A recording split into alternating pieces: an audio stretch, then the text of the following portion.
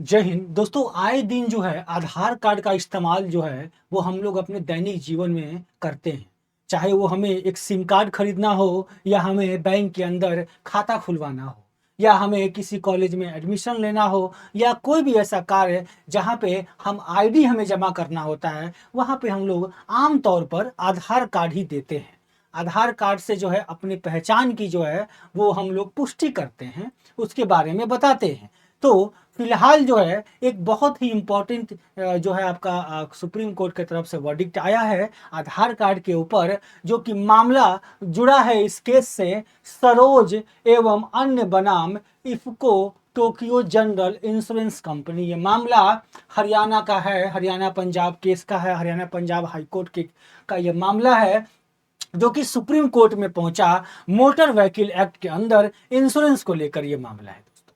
तो इसके ऊपर जो है सुप्रीम कोर्ट ने क्या कहा और आधार कार्ड क्या है, इसको थोड़ा सा समझ लेते हैं। यानी कि सुप्रीम कोर्ट ने एक लाइन में ये कहा कि जो जो जन्म तिथि है, यानी कि जो डेट ऑफ बर्थ है, उसके प्रमाण के रूप में जो है कार्ड यानी कि आधार कार्ड जो है वो उपयुक्त नहीं है। यानी कि आधार कार्ड से ये साबित नहीं होता कि आप कितने साल के हैं, कितने एज के हैं, क्योंकि बहुत सारी चीजें देखी जा रही हैं जो आधार कार्ड में जो है लोग जो है वो बदलाव कर रहे हैं गैर तरीके से। ठीक है, अब देखिए थोड़ा सा देखेंगे आधार कार्ड का जो यूज जो है वो हम दैनिक जीवन में कहाँ कहाँ करते हैं।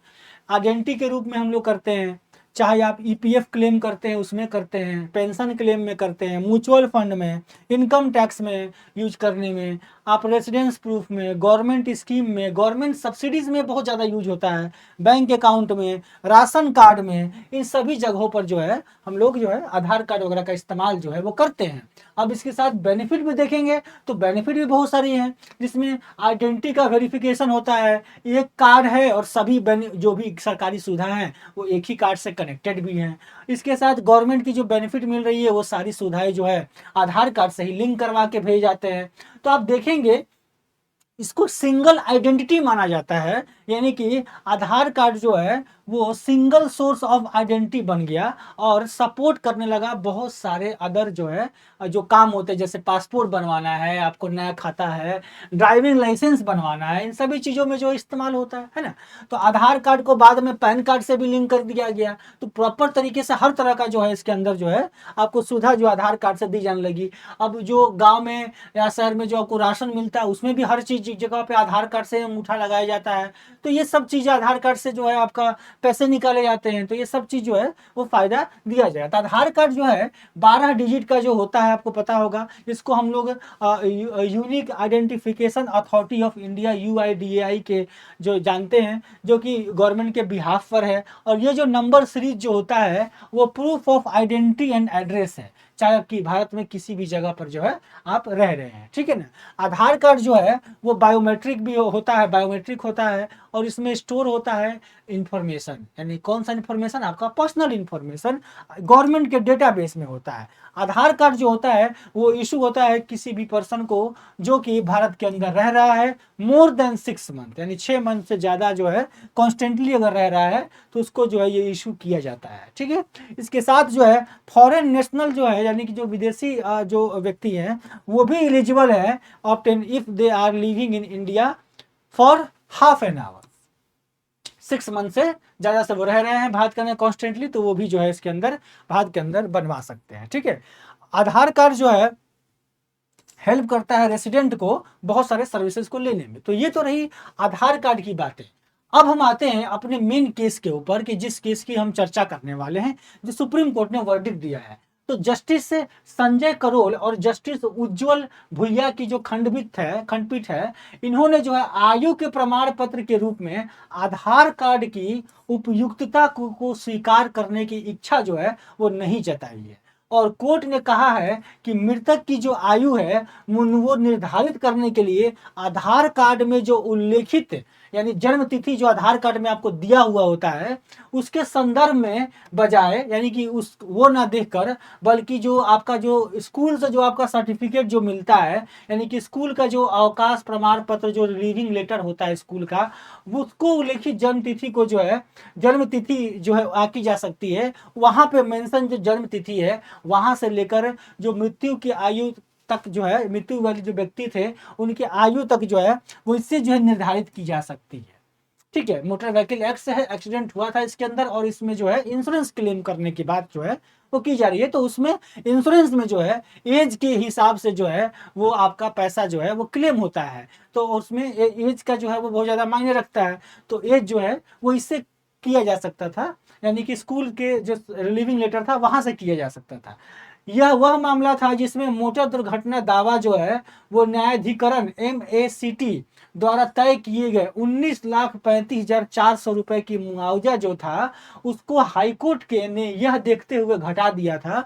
हाईकोर्ट ने मामले को घटा दिया, यानी कि जो मुआवजा उसको घटाकर कितना कर दिया, 9,22,000 रुपए कर दिया, क्योंकि MCAT ने मृतक जो है LR को मुआवजा निर्धारण करने के समय आयु का जो आयु की गणना है वो गलत तरीके से लागू किया, ऐसा हाईकोर्ट का मानना था। इसलिए हाईकोर्ट ने जो है इसके जो अमाउंट को जो है वो कम कर दिया, यानी कि 9,22,000 कर दिया। और हाईकोर्ट ने मृतक को के आधार कार्ड में दर्ज जन्म तिथि के आधार पर जो है उसकी आयु 47 वर्ष जो है वो आंक दी, 47 वर्ष जो है आंकी, तथा 13 का गुणक लागू कर दिया।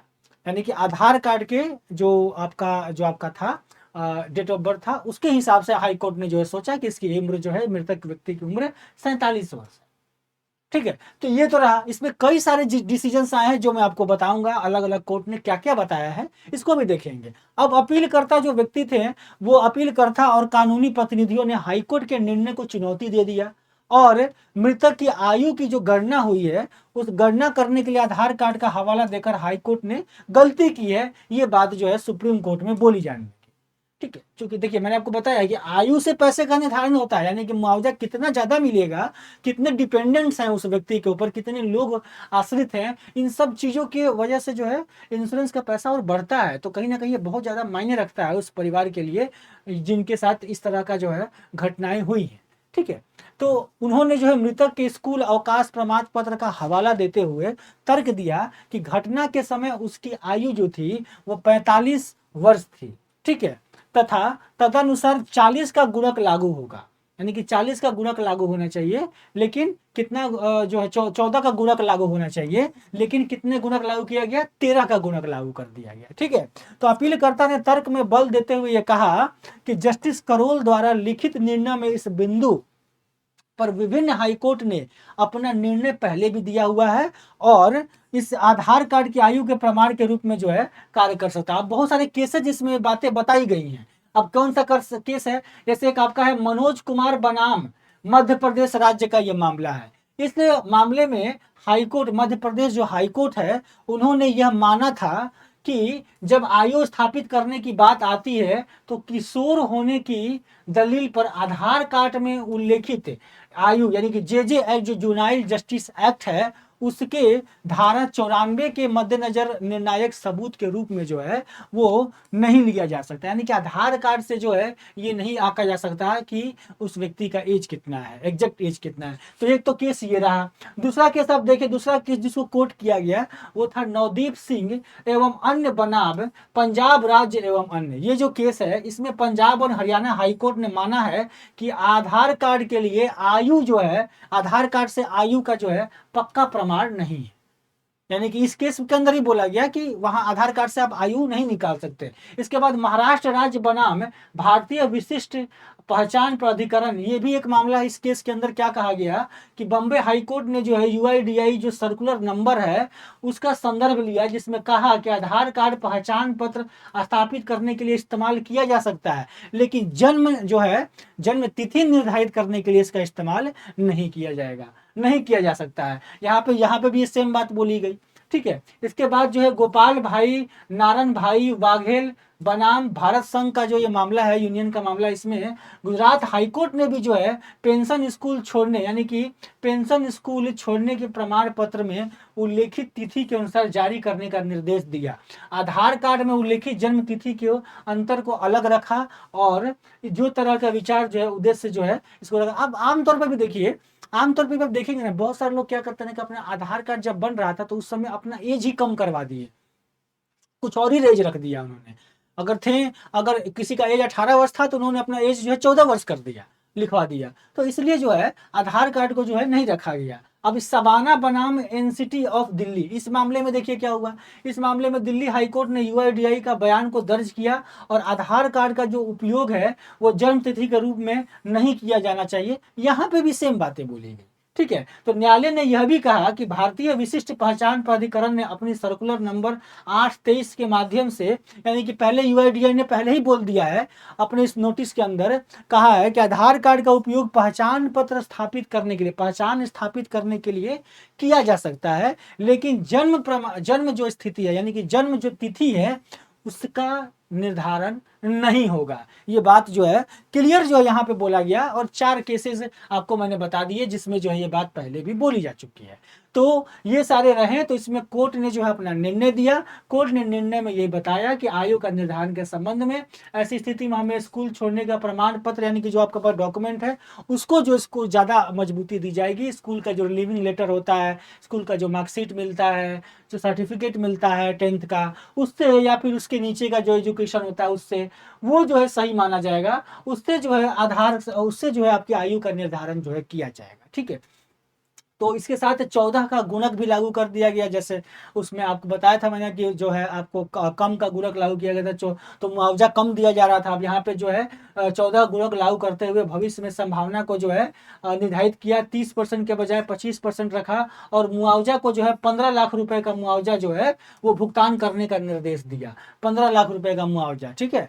तो ये टोटल ये इंटरेस्ट जोड़कर है, यानी कि इंश्योरेंस कंपनी को इतना पैसा देने के लिए बात जो है इस केस के अंदर जो है ये कहा गया, और ये भी क्लियर कर दिया गया कि आयु का निर्धारण जो है इससे नहीं होता, आधार कार्ड से नहीं होता है। तो आशा करता हूं कि ये वीडियो आपको पसंद आया होगा। अगर आपको इसका पीडीएफ चाहिए, इस लेक्चर का आपको पीडीएफ चाहिए पूरी, तो आपको जो है मेरे साथ ये टेलीग्राम चैनल पर जुड़ना होगा, चंदन सर टेक्स्ट बुक, इसके साथ जुड़ जाइए। और इसमें मैं आपको इस पूरे लेक्चर का पीडीएफ शेयर कर दूंगा, आप वहां से डाउनलोड करके पढ़ सकते हैं, ठीक है। और आगे भी बहुत सारी जो है अलग अलग तरह के करंट अफेयर्स वगैरह जो है लीगल करंट अफेयर्स आपको मैं शेयर करूंगा उसी टेलीग्राम चैनल में, तो आप में से जुड़ सकते हैं। चलिए आज के लिए इतना ही, अगले क्लास में फिर मिलते हैं, तब तक के लिए जय हिंद, जय भारत।